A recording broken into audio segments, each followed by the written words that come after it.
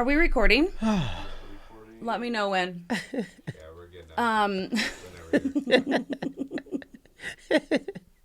You said that out loud in front of people. You got a clock too, Lindsey.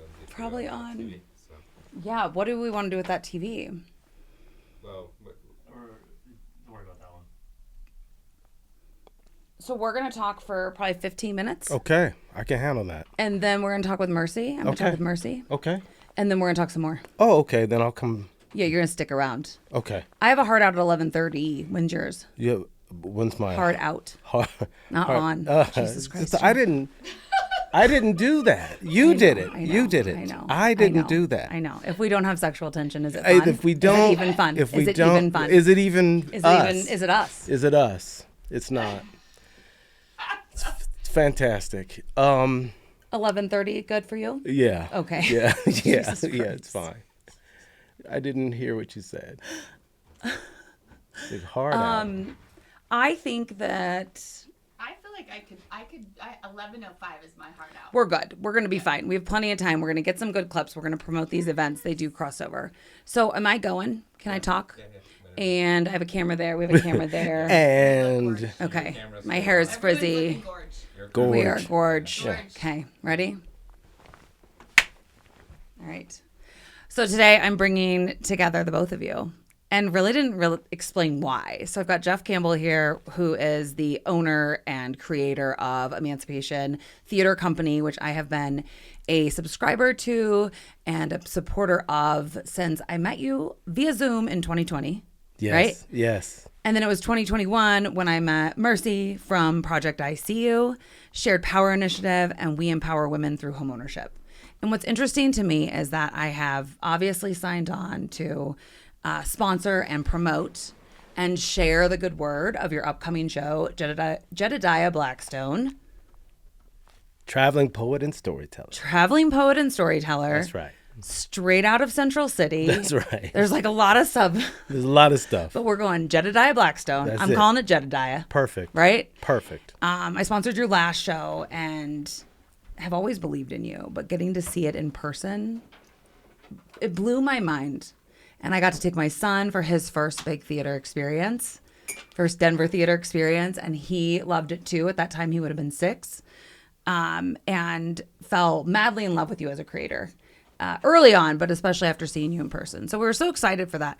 Part of what I've been so drawn to you with is your ability to talk about real shit by storytelling, right? And so we've talked from early on, like, what does anti-racism through storytelling mean? What does that exactly look like?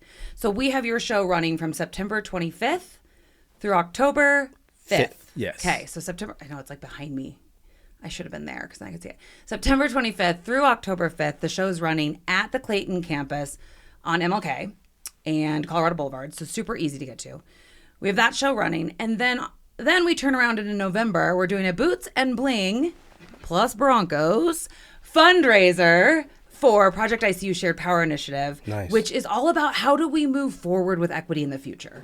And so to me, it's like without knowing our history, we cannot, and without really acknowledging our history, how can we actually move forward and be on the right side of history as we go into the future? And so to me, one, these are so tied together, right? Because an acknowledgement of realities is so important in any equity work. But then also for them both to be Western themed, I was like, we have to get this together. Right. And so here we are. Here we are. So that is how we ended up here. And now I have some questions for you Absolutely. as Jedidiah. I keep wanting to say Jebediah. You can leave them on. Okay. Yeah, you're still Jedidiah Blackstone. That's right. Later, we're going to talk to Jeff Campbell. That's fine. I can't wait to meet him. He's around. He's around. He's around. He's around. Yeah, he's nearby. Gets around, is around, etc. He's nearby. So where did you get the inspiration for this particular show? Well, thank you for that, Lindsey, and I super appreciate you for giving me the opportunity to share this story with you, but I was never really into the cowboy stuff coming up as a kid or Western anything. Any of that stuff was just not really me because I was always made to feel like I was not a cowboy. Like that was not. My father, he was super into it, when he passed away, I wanted to find a way to like kind of connect his world with mine. So it was a bit of a reconciliation, a reconciliation rather, for me and my father. And that was like the crux of the inspiration. I just didn't know how. A friend calls me on the phone and says, hey, Central City, they're doing all of these new things. They want to get some tourism. I drove up there. Matter of fact, I Googled it first. And out of the blue, Clara Brown's popped up. The name Clara Brown popped up. And I had heard her story on the periphery, and I had heard her story before. But it wasn't until I tuned in and I saw what was really going on with this woman I was so blown away by her story. Discovered there's a opera about her life called Gabriel's Daughter. There's several books. There's a stained glass window in the state capitol. There's a statue in the African American Museum of History and Culture in D.C. Wow. And possibly not for long. Right. Which tells us exactly why history is so important. Yes. And there is a apartment complex on 37th in York called Clara Brown Commons, and there's even a Clara Brown Entrepreneurial Academy in Aurora. Wow. And on my visit up there, I saw this placard that said Central City, or it said Clear Creek County Contributions, and there's the Colorado Central Railroad, a few photos of that, and there's a photo of Clara Brown. And the very first sentence in the paragraph next to her name really struck me, and really started me down this journey. Like, I have to tell her story. It said, unlike most of Colorado Gold Rush pioneers, Clara Brown had already reaped her bonanza, freedom, which she purchased from her Kentucky slaveholder in 1856. And it just struck me that they equated her inherent right of self-determination to a white man striking gold. And that struck me in my core. I have like full body goosebumps. Say it again. They equated her freedom. Yeah. They equated her freedom to bonanza. Bonanza means when you strike gold. Yeah. And so she already reaped her bonanza. Mm-hmm. And so that just struck me. And this is not a blog. This is not some burner accounts on Instagram. Mm-hmm. This had to have been approved by the state or approved by the county. And I just thought to myself, like, why would they tell her story like that? And it goes on to just really give this disparaging story about Clara. And her story is not a tragedy. Her story is a triumph. And she lived, she helped pay for the first Protestant and Catholic churches to be in the Rockies. Mm-hmm. She paid for people's freedom and brought folks out west with the promise that the West was different. Like this is a powerful story. This is the Rocky Mountain version of Harriet Tubman. Right. And I'm like, what in the world are we doing as a state if this is how we represent her along Highway 119 on a historic marker? That didn't make sense to me. Right. So I felt like, well, she's one of the stories I've got to tell. And she's just one of several pioneers that I'll be talking about in the story. Okay. It's going to be so good. So how does a man, Jedidiah, tell those stories? So talk to us a little bit about how the character that you're in now. Yeah. Right? Because then I'm going to make you take off the glasses and be Jeff Campbell. Right? Okay. I know. You prefer to be in character, and I get that.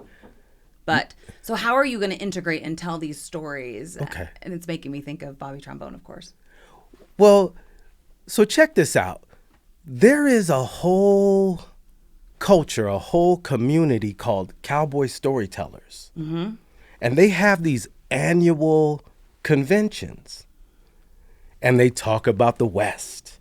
And there's these stories, there's contests, and there's these big conventions where they convene and they all share cowboy stories. And I got online, I got on YouTube, and I was looking up all these guys, Buster Black, and what do they do? Improvisational rhyming. They rap. About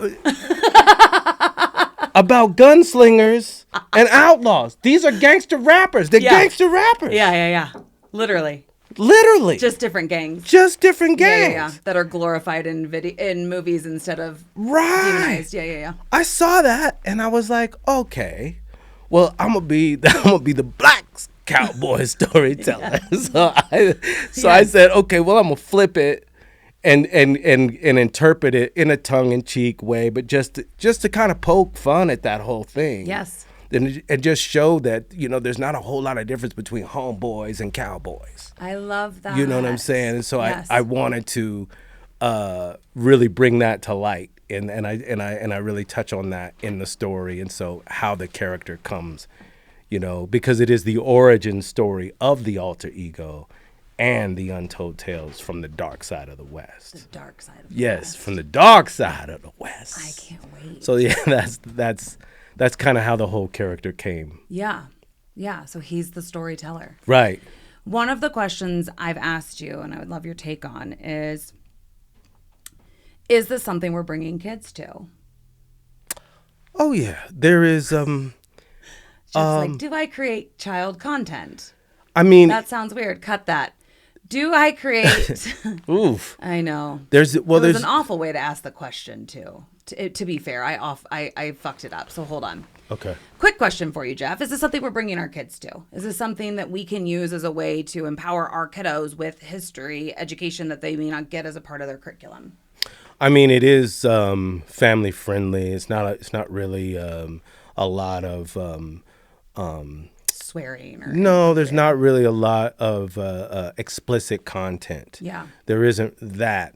But the way that I convey the concepts, might not land with a younger audience. Okay. It's very, I'm talking to adults. Right. About these conversations. And this is just how I realize exactly how old I am, because I don't want to hang out in the club and party and stuff. This is a party to me. Yes. But this is like my idea of kicking it, Yes. And this is my idea of a show is talking about history in this contextual framework of a character, that takes bits and pieces of culture, fuses them together, and tries to really tell a story about narrative and the power of narrative. Yep. And those that control the narrative control the power. And here's the rub: the narrative is what gives you power. So if you can tell a story about something and you could tell it long enough, we see it all the time on television right now. They tell a story over and over and over again, and then people begin to believe it. I mean, as they're pulling Clara Brown and other history out of museums, out of they're censoring it in classrooms, in curriculums in classrooms, and yet they're talking about renaming military bases and re-erecting Confederate statues. We're like, what story are you telling, and why are you telling that?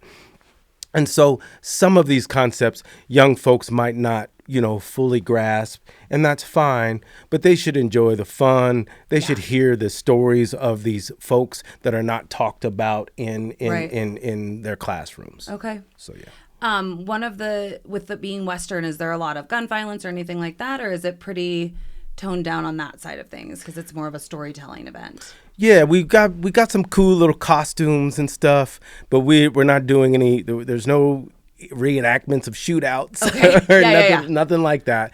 But we got some costumes, and it's set inside of a saloon. Okay, yeah, as it should be. That's where the storytelling happens, right? It's set inside of the saloon, and so we're just having fun. But most of all, I'm the traveling poet and storyteller, so I have accompanied musicianship, DJ Musa, legendary DJ here in town. And I have the legendary Erica Brown. That's awesome. And her daughter, Lady MJ, singing backup for me. And I also have I got my own version of Scoop and Scrap. We're going to be looking like the Gap Band up there. I got 2 dancers with me. So we're going to get so there. Excited. Yeah, I'm so it's excited fun. for it. So we have the musical numbers, and then we have the stories in between. Folks should have fun and learn something while they have fun. Yeah. Awesome. Okay. Well, I'm already booked for a couple of nights. Nice. But I know you have a history of selling out your shows. And so I don't want to go to every single one because then that would be selfish. Right? But I will say he has a history of selling out his shows. So get your tickets now. It's a limited run, September 25th through October 5th. Right. Grab your tickets. There are some matinees. So when I talk about bringing my kiddo, I'm going to bring him to the 2:00 matinee. That to me feels super easy. 7:30 shows. And it runs for hour and a half, 2 hours? It's about a 70-minute show. Perfect. Yeah. Intermission, no intermission. No intermission, Okay. 70 minutes all the way through. Oh my gosh. It'll go by quick. Talk about not wanting to be at the club, honey. So it is starting at 7:30, Right. and we're home and in bed by like 9. I mean, does it get better than that?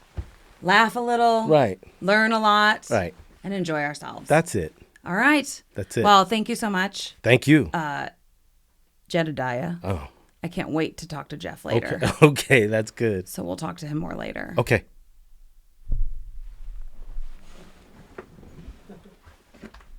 Amazing. We're not live streaming, so I don't know why I think we are. Oh, okay. But I'm hot. These lights are hot, guys. Yeah, I know. It's a placebo effect. That's twice as bad. Wow. Yeah. Just What? to be here. It feels like that. Take that in and hear it. Oh, okay. Yeah, it's not actually hot. I had a question. Just Will you water me? So I don't have to get up and try and put my ass back in this chair.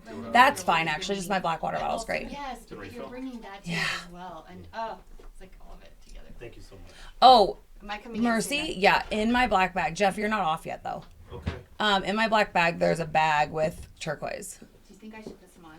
I mean, there's no other black bag in there. Is there another black bag in there?